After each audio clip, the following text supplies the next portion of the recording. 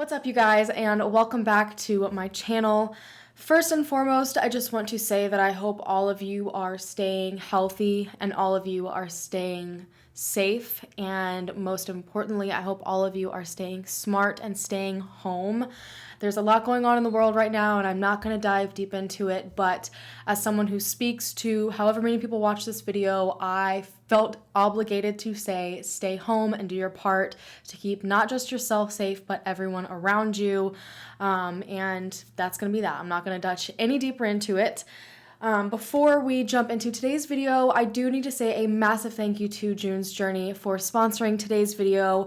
You guys, I'm pretty sure June's Journey was the very first sponsorship that I ever did around a year ago, and I still get comments to this day about how much people enjoy playing June's Journey. Right now, again, considering most of us are stuck inside and we need to pass time or, maybe have something interesting to do, this game is going to do just that for you guys.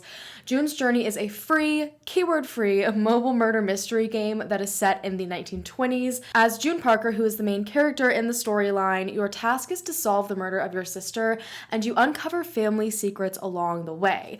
The game takes you from one beautifully crafted scene to the next, giving you hidden objects within the scene to find. Some of these objects end up being clues in the murder that take you further into the story. New characters are added along the way, and each scene unveils more information. If you need to take a break from the searching, you can use coins you earn through the game to decorate your manor, which I've probably had the most fun with that.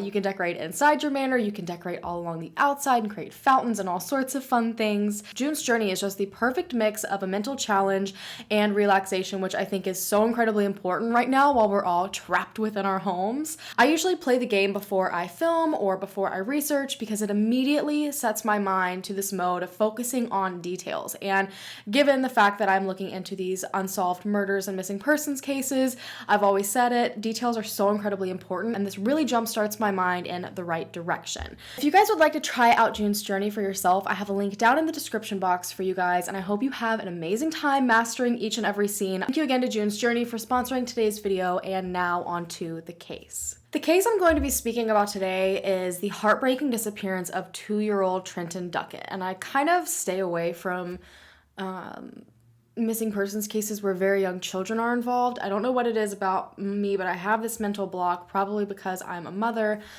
It's very, very difficult when young children go missing. And I think it's because they obviously cannot take care of themselves and they cannot protect themselves. And usually something very, very wrong has happened. It's not necessarily like when an adult goes missing and there's this huge potential they may have ran away, they can take care of themselves.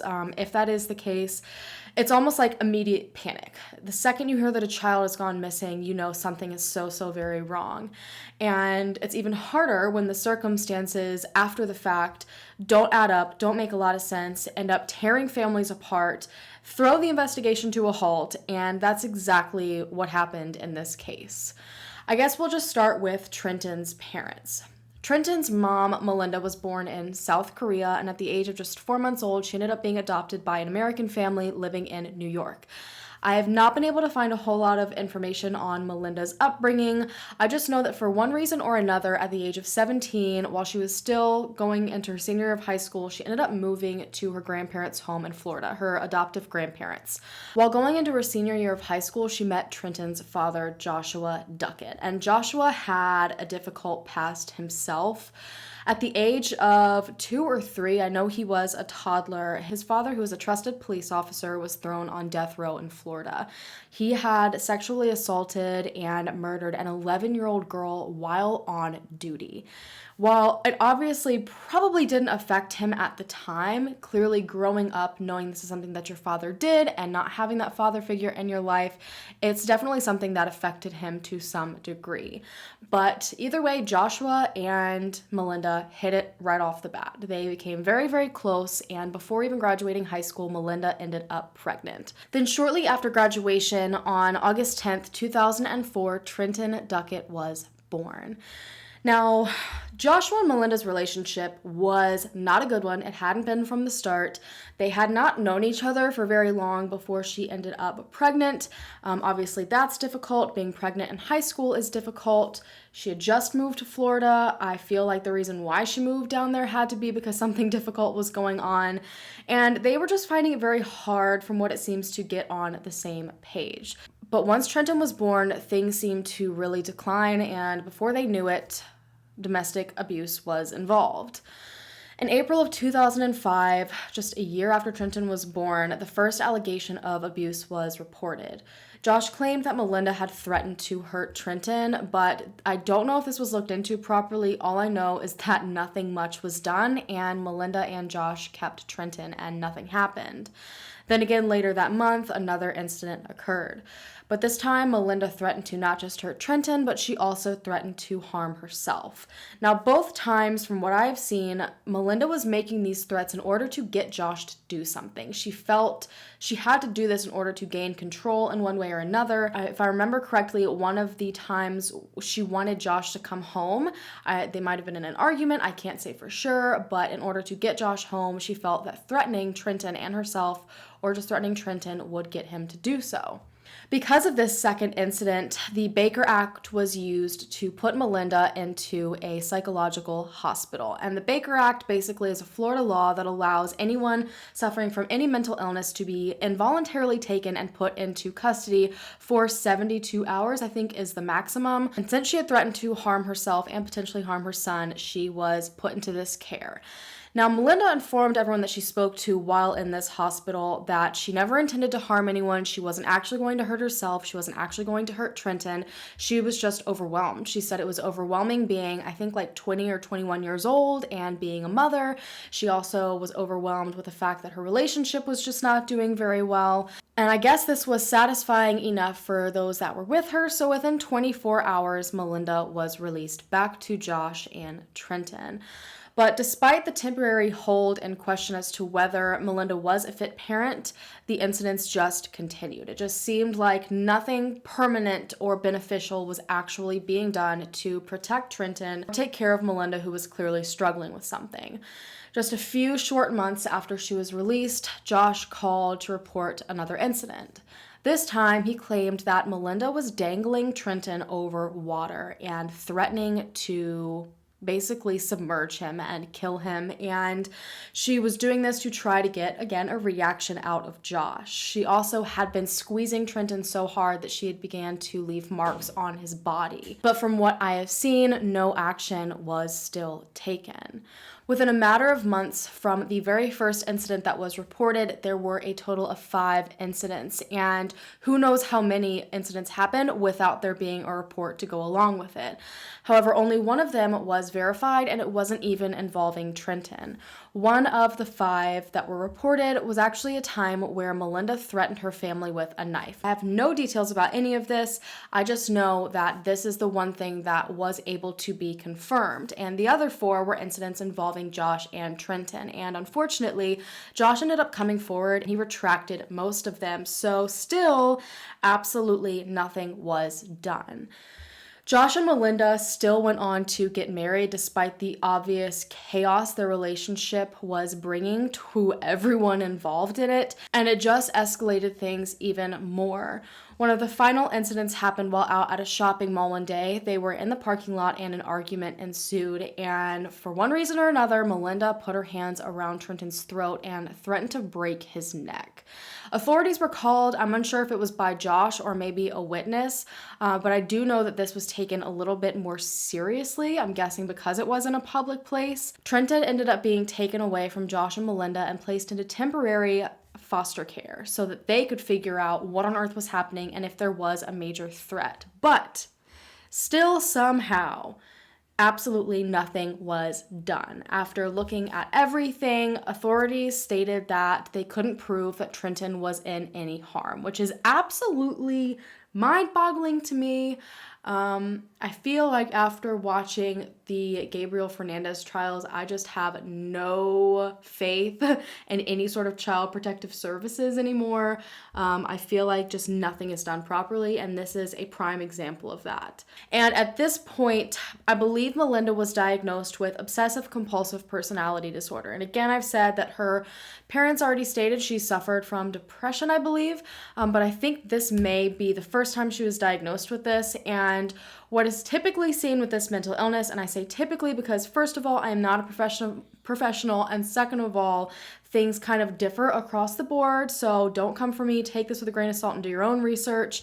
But it's mainly usually characterized by orderliness, perfectionism. There's a lot of mental and interpersonal control.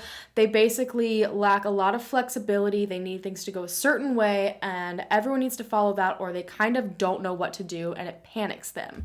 I don't know if Josh was diagnosed with anything, but I do know that the Department of Children and Families stated that Trenton had in fact suffered from neglect, and he had suffered from inadequate supervision. But despite that, they still gave Trenton back to Josh and Melinda, but that only lasted for about a month.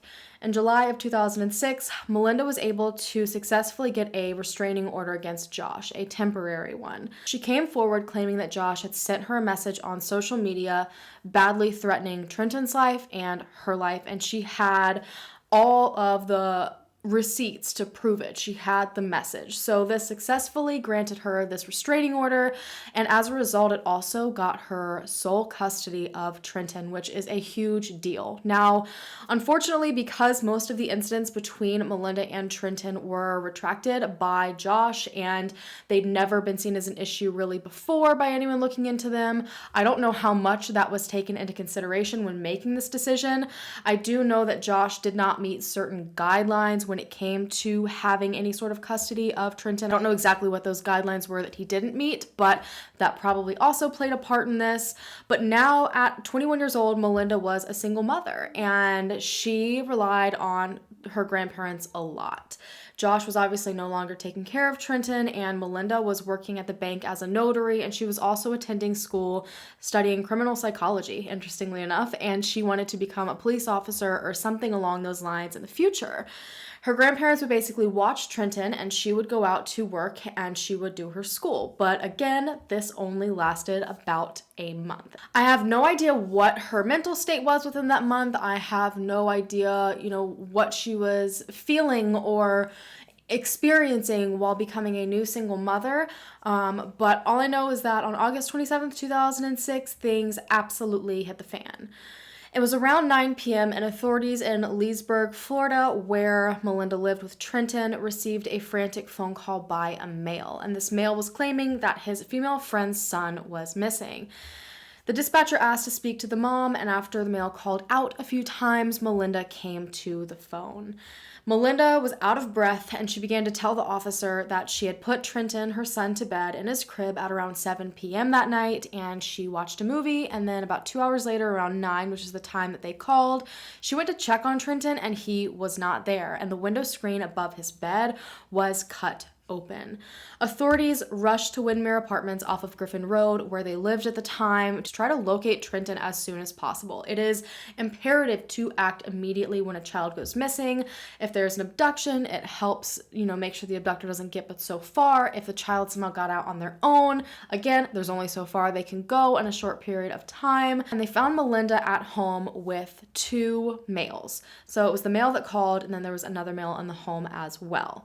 Melinda told authorities the exact same story, that she put Trenton to bed at 7. Afterwards, her friends came over. They watched a movie until 9. She was able to name the movie, and at around 9, she went to go check on Trenton, and Trenton was not there. Both of the men in the apartment at the time said that they hadn't seen or heard Trenton at all since they got there.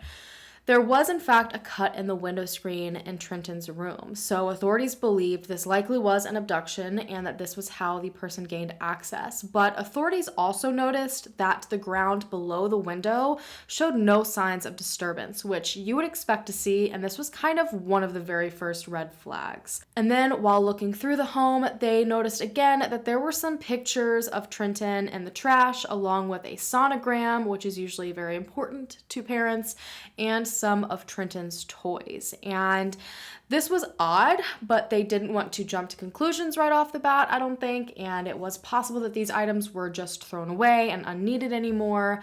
So this information was put down, but authorities moved on. They brought dogs out as well as different search teams to scour the entire apartment complex and nearby areas, but absolutely no sign of Trenton was found. I don't even think that dogs picked up a scent outside of his window or anything like that. So an Amber Alert ended up being released early the next morning. A plea was sent out to the public to try to find Trenton. Melinda began to say that she believed it was very possible Josh may have taken Trenton. She told authorities all about the threat, that it had been about a month prior. She said that they had gone through an ugly custody battle and maybe Josh was mad that he did not have custody of Trenton. This made a whole lot of sense at first because when you look at child abductions, usually, statistically, it's almost always the family. Family's usually involved. And a lot of the times, it's situations like this where one parent does not have custody of their child and they come to take the child. So they decided to go ahead and bring Josh in. Josh was questioned for 18 hours. I'm talking rough and tough questioning. He remained cooperative the entire time. He took a polygraph test willingly. He took a voice stress test willingly. He passed both with flying colors, and he offered up as much information as he possibly had. And what he was starting to say, all about the history of things that had happened, it really started to make authorities turn the other way and look back at Melinda and question some of the things that she had been telling them. So at this point, I don't believe they had necessarily cleared Josh. There's not a whole lot of news articles left out there about this, but I do know that they started to look closer into Melinda. And the main thing they wanted to do was figure out the timeline of the day, August 27th, that Trenton went missing. And they wanted to figure out if anyone else had even seen Trenton that day and when he'd just last been seen in general by someone other than Melinda. Melinda claimed that the day before Trenton went missing, so I believe the 26th, he had stayed with her grandparents. She had things to do. She picked him up at some point during that day, and this was essentially the last time anyone other than Melinda saw him. She said that the next day, the day he went missing, she decided she wanted to take a trip to Ocala National Forest, which was about an hour's drive away from their home, to practice target shooting. She said they got to the forest, but she was not able to find the shooting range, so they kind of circled around Ocala National Forest for a while, and then on the way back, they got lost, and she didn't get back till about 4 p.m., and I believe she said she left around 8, so 2 hours of that should have been travel, but somehow she was aimlessly driving for 8 hours. She said she called her friends for help a few times, and they could back up her story, and she also said that she stopped at a mall parking lot to change Trenton's diaper. Her phone did in fact show that she stopped at Paddock Mall in Ocala around noon, so this did line up with her changing Trenton's diaper. Her phone did in fact ping around a few areas in Ocala National Forest, so she did in fact go there. But other witnesses were bringing forward a totally different version of events. One Leesburg Witness, which is where Trenton and Melinda lived, came forward and said that at 8 a.m. that morning of the 27th, Melinda stopped into the grocery store. But Melinda was alone. Trenton was not there. Now, I don't know if that means she could have left him in the car. I guess that's a possibility. But either way, this person did not see Trenton at all. And then again, her neighbors came forward and said that when she arrived back home that day, Trenton wasn't with her then either. Authorities began to gather all of Melinda's electronics and gained access to her social media to see if they could find any clues at all, and they found something very disturbing and unexpected. Melinda had access to Josh's social media, and I'm sure some of you already know where this is going, and you're right. The messages that were sent to Melinda threatening her life from Josh, threatening Trenton's life from Josh, they were all fabricated. Melinda had gained access to Josh's social media typed up all of those messages herself and then sent them to herself, and then used those messages that she herself wrote to completely take Josh out of Trenton's life. By this point, authorities were building up evidence against Melinda, and they apparently had been doing this silently from the start. They realized right off the bat that Melinda was a very, very calculated person. You can tell even in like the 911 calls, and they said when they first arrived there, she didn't show a lot of emotion. That is something I will say that kind of goes hand in hand with the obsessive compulsive personality disorder. But either way, she just wasn't showing a lot of emotion, and she seemed very calm and collected the entire time. So they figured between that and her history, they wanted to make sure they approached this the right way. They felt like if they just kind of approached her willy-nilly, accusing her of doing something to her son, or maybe hiding her son, or lying about anything, that she would act out in extreme ways, because that was her history. They figured the best way to do this would be to just gather as much evidence as possible behind the scenes, not announce anything publicly, and they hoped that eventually, when she felt in control, she would come forward and she would tell them where Trenton was or what exactly happened, or she would at least start putting bits and pieces of the real story out there. They decided to follow Melinda, so they did surveillance. It was only occasional. She was not constantly followed, and they were also considering using other methods. Authorities within 4 days of Trenton's disappearance had gathered enough evidence to arrest Melinda for his disappearance. But again, they were hoping she would come forward on her own, and unfortunately, that is not at all what happened. 13 days after Trenton went missing, as the FBI was actually en route to Melinda's grandparents' home, she ended her own life while within the home. She left 2 notes behind explaining that she was being made out to be a monster. She said that everyone was focusing so much on how she was or wasn't acting, the emotions she was or wasn't showing, what she should or shouldn't be doing, and she felt that they were completely taking away all of the attention that needed to be on finding Trenton. She also spoke directly to Trenton, saying that she loved him, and while there was nothing in the note that indicated that she did anything or gave any clues, authorities believed that when she was speaking about Trenton, she spoke about his future, and this potentially meant that he was safe and out there somewhere. But now the family was dealing with 2 unimaginable tragedies within 2 weeks of each other. Melinda's parents and grandparents were absolutely devastated, you guys, and they believed it was because she spoke with Nancy Grace the day before her death. The day before Melinda ended her life, she had been interviewed by Nancy Grace, and we all know how Nancy Grace was on that show. She is ruthless. She pushes hard.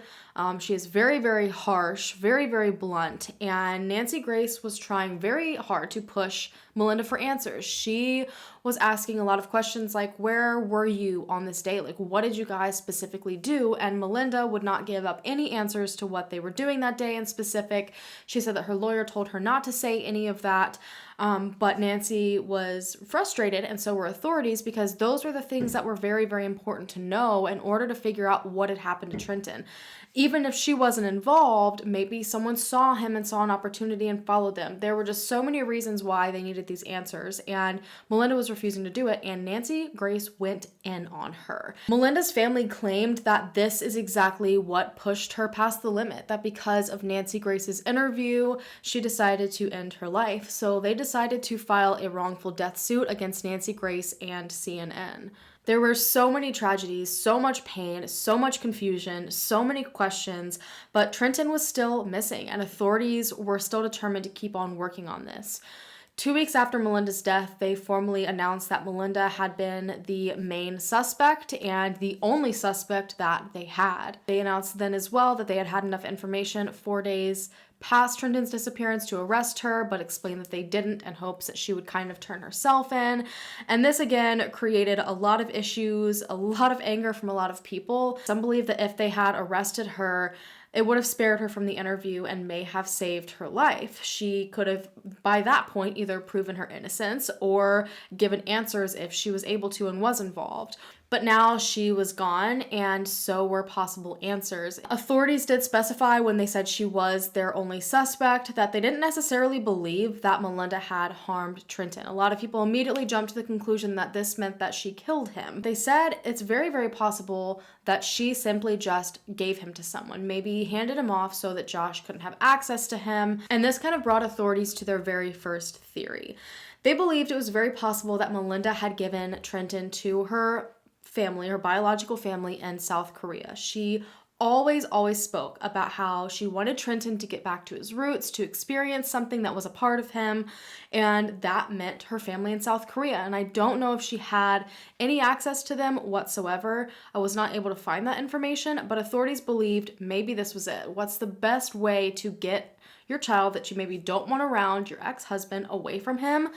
Send him to a different country. Authorities said that this was very possible. They claimed that with as many people that were going in and out of the airports to these locations, and especially being a child, it was a possibility that he could have ended up there. But it still would be very difficult. But since Melinda was such a planner and she made sure everything was done perfectly to a T, perfectionism, and she always loved to be in control, it wasn't too far-fetched of a theory. But other than the fact that Melinda had just spoken about maybe wanting to get Trenton in contact with her family from South Korea, authorities could not find any other shred of evidence suggesting that this was happening.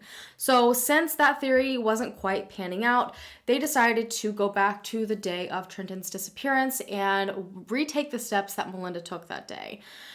Now, her story in itself was very, very sketchy. She randomly decided to drive an hour away to a national forest to go shooting with her 2-year-old son. That's not typically something you would do with a 2-year-old. I know that there are a lot of people that practice gun safety around their children, like from the get-go, but she had no one else there to help her. It just seemed a very odd thing to do. I'm sure were plenty of shooting ranges closer by than that she could have done this at. She easily could have asked her grandparents to watch Trenton while she went to do this, since he was only 2 years old. She also decided to go to a place that she actually didn't know where it was and was unable to find it. And then how on earth did she manage to get lost for 8 hours endlessly driving around? She decided to search all of the areas in Ocala National Forest where her phone set off a ping. They sent out search teams with dogs to these locations. They sent divers out to, I think, one of the larger lakes in one of those locations, and they searched endlessly. They became so desperate to find Trenton, and they were so sure it was possible he was there, that they started to consider trapping alligators that were large enough to eat a child, you guys. They wanted to cut these alligators open to look for remains. But through all of this searching, they found nothing. But unfortunately, this area is so vast. It is such a massive area, and there's so much wildlife. There was no telling if they could even find him if they tried their absolute hardest and searched everywhere they possibly could. Authorities hit a dead end. Age progression pictures have been released, and every year Josh's family holds a vigil for Trenton. They're trying to raise awareness on his disappearance, but mainly they're there to just remind each other that they're there for each other. I know that through the years, the crowd has dwindled a little bit. Now only a handful of people show up, but Josh says he doesn't think that's because people are forgetting or they don't care. A lot of people just are busy, and they still send him messages online offering, words of hope and love. Melinda's family ended up coming to a settlement with Nancy Grace and CNN in 2010.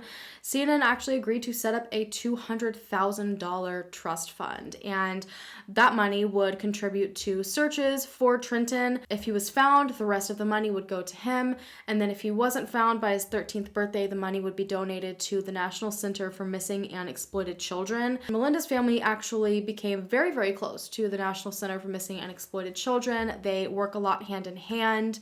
I know that as of December, Melinda's family wrote a letter to Trenton that they have posted on the NCMEC website, and they also volunteer a lot to help other families that are going through this, as well as continuing to search for Trenton himself. Now, when it comes to theories, it's kind of hard because it seems like the families are both so separated and set on different paths. And I feel like that's a very emotional thing that is the tendency with families. So from the authorities' perspective, she was the only suspect. They could find no other information suggesting anyone else was involved. And it says a lot that they found enough information in 4 days to arrest her in connection with Trenton's disappearance. Now, I don't know what their main theory is at the moment. I know they are still working to try to find him. But when it comes to her somehow managing to hide him with someone or send him to South Korea or anything like that, I don't know how much I believe that. Everyone falls back on that theory by saying, oh, well, she's so smart. She's so calculated. She'd be able to do it without leaving a trace. Well, all I would say to that is that she certainly left a trace when it came to fabricating a social media message. If that was something that she took a mess up on, I don't know how much I believe she could perfectly execute sending her child off and there be nothing left behind years and years later. So I don't know what to believe. It really makes me worried that she went to a vast national forest the day that her son went missing. Could that just be what they actually did? Yes, sure. Is that the prime place to get rid of a body? Yes. This is one of those cases where I am very, very worried it is not going to be solved because it seems that authorities have all the evidence that they're ever going to get. I don't know how many more people could come forward with information. This was blown huge because of the issue between Nancy Grace and Melinda's death. And so many people came forward just from that alone. Nancy Grace's show alone was shown all over the world. So I just don't know if there's anyone else out there who could contribute to this, but I sure hope there is someone because Josh's family is struggling and Melinda's family is struggling. Let me know what you guys think down below. I hurt for every single person involved. There was just tragedy after tragedy after tragedy from literally start to finish in this entire case. So I hope that everyone involved gets some sort of closure or answers sooner rather than later. As always, if you have any information on this case, every number that you need to contact with this information is listed in the description box. Thank you guys so much for taking the time out of your day to listen to Trenton's story. And on that note, you guys, I'm going to go ahead and go. If you haven't already, hit the subscribe button to become a part of the Hallan fam so we can hopefully bring them home together. And I will see you guys in my next video. Bye.